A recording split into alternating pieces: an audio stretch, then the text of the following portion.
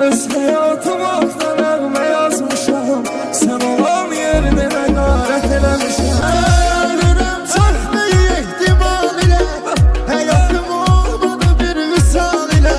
Mən müqəddəs sayaraq xəyal ilə, qara gözlərimi ziyarət eləmişəm.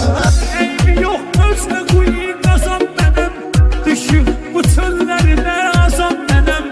Hələ bu mahnını da yazan mənim, özüm haqqında rəvayət eləmişəm.